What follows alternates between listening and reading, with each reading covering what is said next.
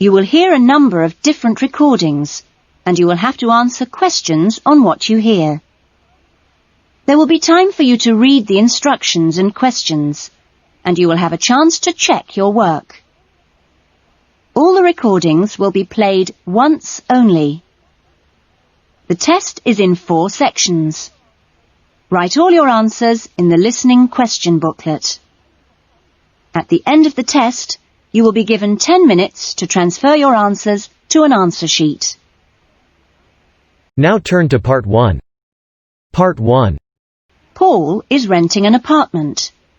He has some problems with the property and has decided to report them to the housing agency. First, you have some time to look at questions 1 and 2.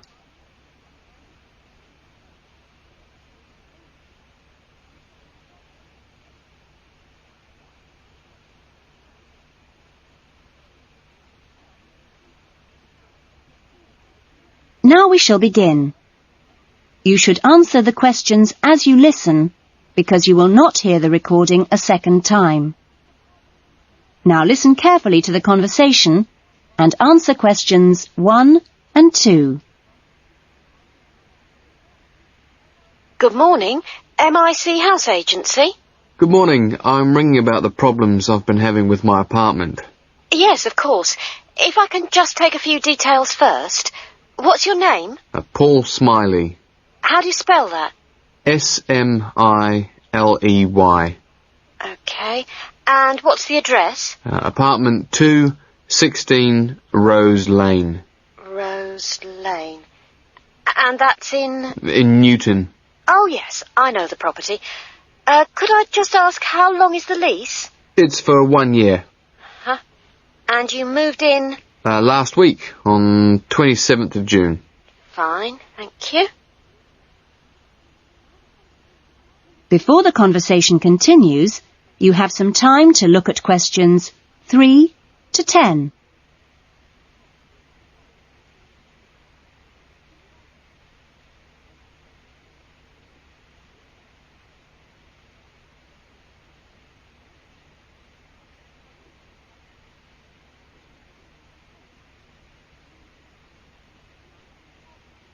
Now listen carefully and answer questions 3 to 10. And what are the problems that you've been having? Well, no one thing is really dangerous or anything, but, it's just been building up. Yes, of course. Well, the first thing is the washing machine. It's been leaking a little and it's beginning to get worse, because we have a small child and we really need to get that done straight away. Okay, that's a washing machine for immediate repair. And then there's a niggling problem with the cooker. Mm-hmm. The door's broken. Right. It's nothing serious and it can be used, but if you can send someone over in the next couple of weeks or so, that'd be great. Fine, I've got that. Then we're worried about all the windows. Are they broken? No, but there are no locks on them. And with the insurance these days. Uh-huh.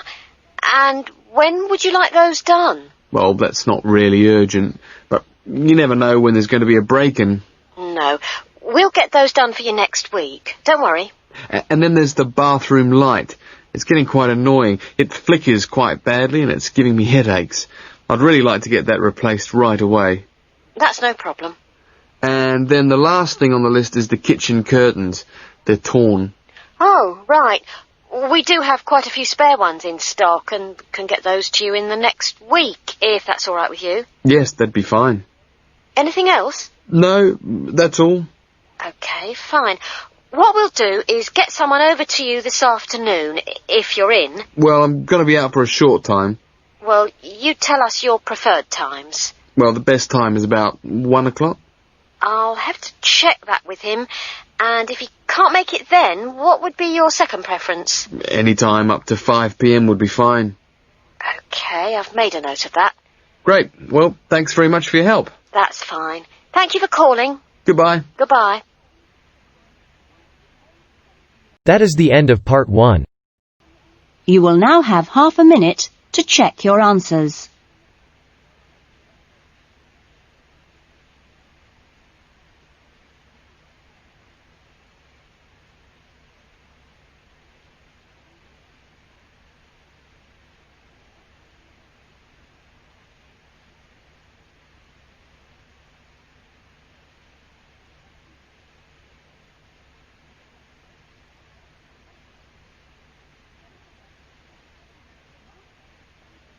Now turn to Part 2.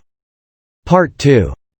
You will hear a recreation officer at a holiday resort telling the guests about their accommodation and the activities available. First, you have some time to look at questions 11 to 15.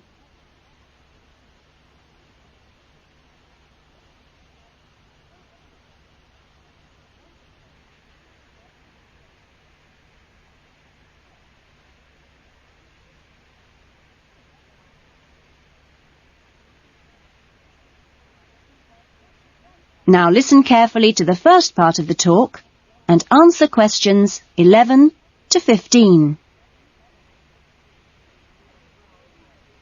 Great. Well, hi everyone. My name's Jody, and I'm one of the 4 recreation officers here at Rainforest Lodge. My job is to make sure that you all have a great stay here with us and go away feeling relaxed and refreshed. As you can see, we're literally in the middle of nowhere at the lodge. There are no newspapers or TVs, and there's only one phone, and that's in the office. The lodge is a complete get-away-from-it-all experience, a place to unwind and appreciate the world without a lot of interruptions and distractions. From your cabin balcony, you'll find that you can't see anyone else, and the only noise you should hear is the birds. When the luggage comes, one of the guys will take it across to your cabin for you and make sure you know the way back here to the main center for dinner in the restaurant. Dinner will be served in about an hour or so. All the times of each day's activities are printed on the blue sheet you should have got in the information guides that were handed out on the coach. Each explorer trip has a different focus, so it doesn't matter how many you do or on what day, because there's always something new to discover in the rainforest. Tomorrow, I think we've still got places on the Orchid and Fungi tour. This is on foot and takes you to different parts of the rainforest. Or, if you'd prefer, there's the 4-wheel drive tour to the waterfalls. Or the fishing trip, where I promise you we'll catch some lunch. And last but not least, the famous crocodile cruise that leaves at 11 a.m. each day. Just in time for the crocodile's lunch. Oh, plenty to choose from here at Rainforest Lodge. Or just sit on your balcony, relax and unwind and enjoy the views. In the evenings, there is the Spotlight Tour, one of my favorites.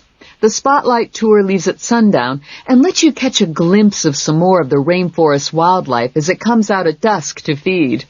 That's a great trip, and if you can, I'd really try to make sure you do it during your stay.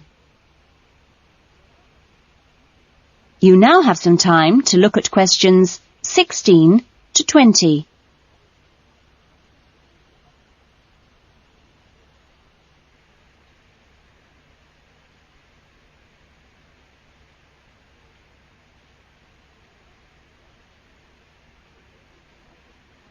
Now listen to the rest of the talk and answer questions 16 to 20. You've chosen to visit the rainforest in March, which is just at the end of the wet season, so you'll soon notice how well the waterfalls are running and also how damp the ground is. Things can tend to get a bit slippery, too, so if you didn't bring any walking boots, I'd advise you to hire some from the office. You'll also be much better off in long trousers rather than shorts, because they will give your legs more protection. And socks are a good idea, too. There's no need to be nervous of the rainforest, provided that you treat it with respect and common sense. Most of the animals and wildlife are gentle and harmless. There are some venomous snakes to beware of, but really, they're much more frightened of you than you are of them. The other thing is that certain plants can cause irritation if you touch them with bare skin. Well, that's about all for the time being. The guys are here to take you and your luggage to the cabins. That is the end of Part 2. You will now have half a minute to check your answers.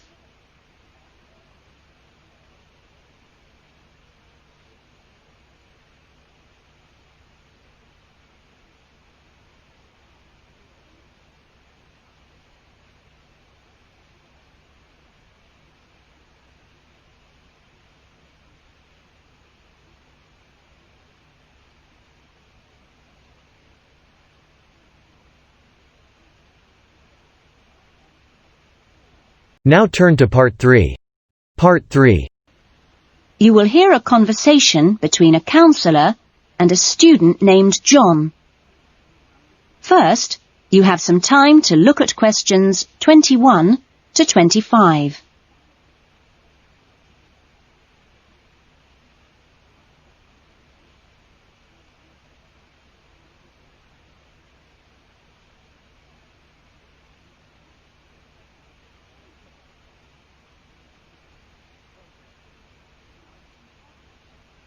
Now listen carefully to the conversation and answer questions 21 to 25. Hello, John. What can I do for you? Well, I heard about these counselling sessions from a friend doing a science course, and I was really interested. I think they should be compulsory, really. Well, to be quite honest, John, I think they would be useful for everybody, but, well, everybody has their own way of going about things. I prefer people just to drop in when they can. Yes. I find that talking to students about the requirements of a course helps to clarify what needs to be done.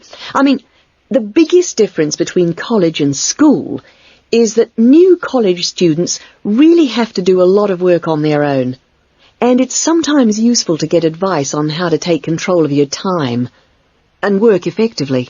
Yes. I mean, it seems like a very light workload until assignment time comes, and then I seem to be working all night sometimes. I'm not the only one. It's ridiculous. The resource centre is very good, but it closes so early. It's in the library, and so you think you could use it more. It's a real problem for me. Well, you're certainly not the only person in that position, as I'm sure you've found. It really comes down to using every available hour in a systematic way. If you do this with a plan, then you'll find that you still have time for yourself and your hobbies as well. Yeah. I've heard from Thomas that you made him a sort of plan like this, and he's going away for the weekend with all his work handed in, whereas I haven't even started. I need to find out a few more things about you first. I'll give you this form to fill in about your lectures and things before you leave. You now have some time to look at questions 26 to 30.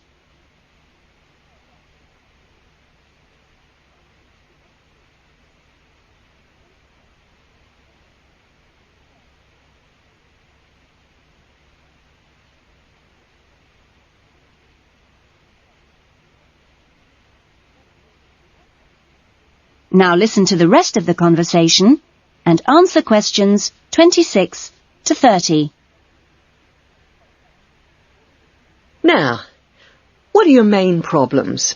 Well, what most concerns me is I'm still not doing very well in my assignments. Well, I know that you plan your writing carefully, but this can come to nothing if the assignment doesn't answer the question. That really is the key. You must read the question carefully and give it a great deal of thought before you even start planning or writing your first draft. It's also vital to check your work for errors. Everybody makes them, and they can influence the person marking the work. So, always take time at the end to check what you've written. As far as listening is concerned, I find it hard to keep up sometimes in lectures, especially 2-hour ones. I sometimes just seem to go off into a dream. It's a good idea to find out from your lecturers if they mind you recording the lectures. Oh. You only need one of those small cassette recorders. Yeah. The quality is pretty good, and a second listening can really clarify things. Something else you can do is check your notes with a friend after the lecture. Yes, that's a good idea. Thanks. It's hard to do all that all the time, though, especially when there's so much reading to do. Yes. It's important, though, not to confine yourself to reading on your subject. You should also read things of general interest that appeal to you. You know, novels, newspapers, that kind of thing. Do you have a good dictionary? Not really. I've never bothered with one. It would probably be a good idea to get one. Dictionaries aren't expensive, and they can help a lot. Also, you can underline or highlight new words, and then you've got a... That is the end of part 3. You will now have half a minute to check your answers.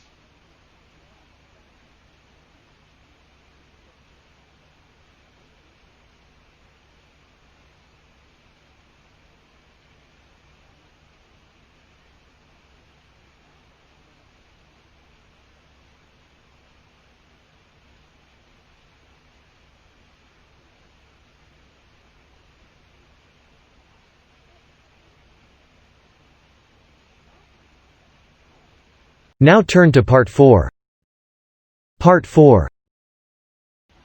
You will hear a student talking about his research project in a university tutorial. First, you have some time to look at questions 31 to 40.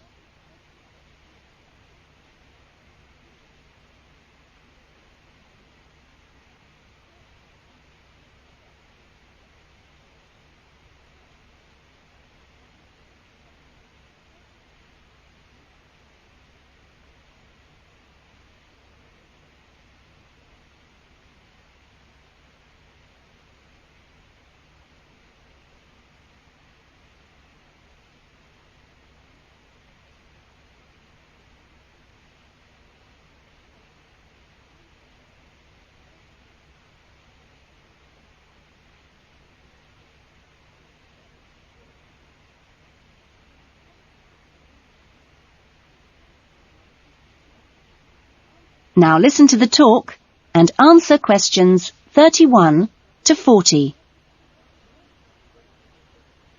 Well, good afternoon. In today's session, John Upton will be sharing some of the findings of his research project from last term. John. Thanks. Well, first of all, a little bit about the background to the project. Our title, as you can see, is pretty straightforward. Car safety. But these days, there's a lot more to it than the usual injunctions about drinking and driving or speeding. I'd been interested and horrified by several newspaper reports on what people call road rage. For example, the famous incident of a man getting out of his car in a car park and hitting the driver of a van who had overtaken him earlier. It seemed to me that there were almost as many serious problems when cars were parked, i.e. were stationary, as when they were travelling at 90 miles an hour. So I decided to make this the focus of the project. For our research, we depended mainly on talking to individuals, asking them questions rather than using written questionnaires. We stopped people at a selected garage on the motorway over a 2-day period and asked them questions about what they'd observed or experienced themselves. Our respondents were both men and women, but the women were just slightly in the majority. We were pleased by the public's willingness to stop and chat to us. In the end, we talked to a total of 135 drivers over those 2 days. So, what were our findings? Well, as you can see, 93% of respondents had had some kind of problem. A surprisingly large percentage, 24%, had had their car damaged in some way. But the main type of incident was being shouted at. 79% had experienced that. 15% had experienced violence on their own persons. They'd actually been hit by someone. The police tended only to be informed when there was physical violence involved. So, what strategies had people developed to ensure their own safety? Let's have a look at the figures here. Well, first of all, it was quite striking that there were often distinct answers from the men and women. It was mainly women, for example, who said one shouldn't ever stop to find out how to get somewhere, whereas it was men who said you should try to avoid looking directly at other drivers. Both men and women... It was women who said you had to tell someone when you were due to get to a particular destination. Then, I had thought that it would be mainly men, but both sexes made the point that it's much safer to get keys out well in advance as you go towards your car. Men were very aware that muggers or whatever might be concealed behind the car. They also made the point that you should leave plenty of room when you park your car, so you can make a quick getaway if you need to. Finally, locking doors at all times. Men didn't think it was quite as important as women, but both gave it a high safety rating. When we asked them what they thought the best improvements had been in the last 5 years in helping with road rage problems, That is the end of part 4. You will now have half a minute to check your answers.